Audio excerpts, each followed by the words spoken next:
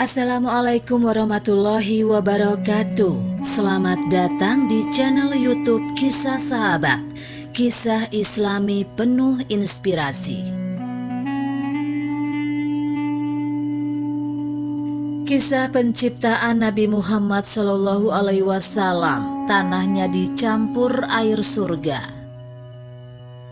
Rabiul Awal adalah bulan kelahiran Nabi Muhammad SAW.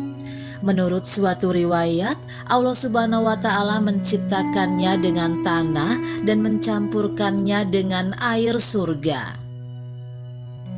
Kisah ini diceritakan oleh Ibnul Jauzi dalam kitab Al-Wafa bi Ahwal Al-Mustafa. Dia mengutip salah satu riwayat dari kitab Al-Ahbar yang menceritakan ketika Allah Subhanahu wa Ta'ala hendak menciptakan Nabi Muhammad SAW, dia memerintahkan Jibril agar membawakan segenggam tanah putih yang merupakan letak tempat kuburan Rasulullah SAW. Lalu tanah itu dicampur dengan air surga, kemudian dicelupkan ke sungai-sungai yang berada di surga dan dibawa ke sekeliling langit dan bumi. Malaikat pun mengenal Muhammad serta keutamaan beliau sebelum mereka mengenal Nabi Adam.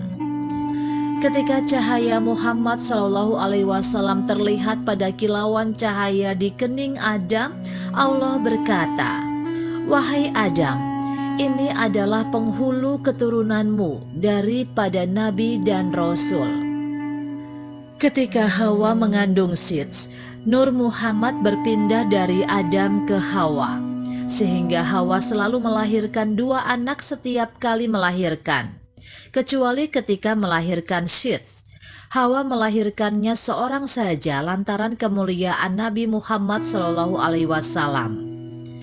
Cahaya itu pun selalu berpindah dari orang suci ke suci lainnya sampai Nabi Muhammad SAW dilahirkan pada 12 Rabiul Awal.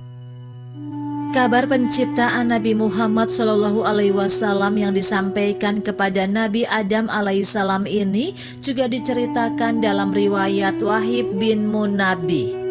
Dia berkata bahwa Allah mewahyukan kepada Adam sebagai berikut, "Aku adalah Allah pemilik Ka'bah ini.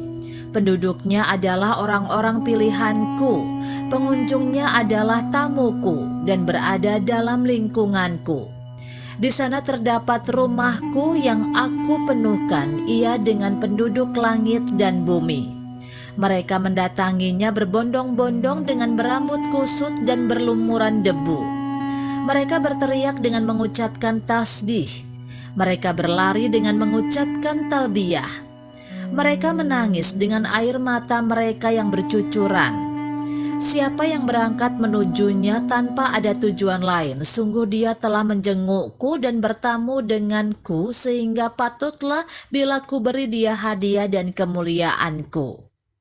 Aku menjadikan sebutan kemuliaan dan keagungan rumah itu pada seorang nabi dari keturunanmu.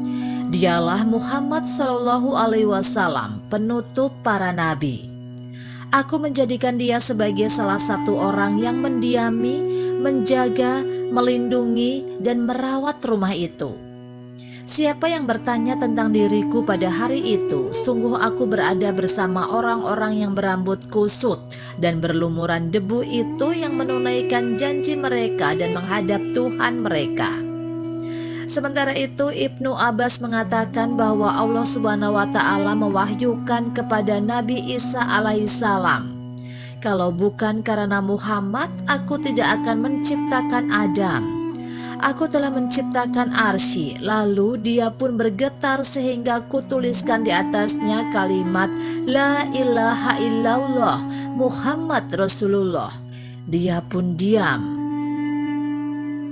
Nabi Muhammad SAW juga disebutkan dalam kitab-kitab yang Allah Subhanahu wa Ta'ala wahyukan kepada nabi terdahulu, jauh sebelum kelahiran Rasulullah SAW, sebagaimana firman-Nya yang artinya, yaitu orang-orang yang mengikut Rasul, Nabi yang ummi yang namanya mereka dapati tertulis di dalam Taurat dan Injil yang ada di sisi mereka.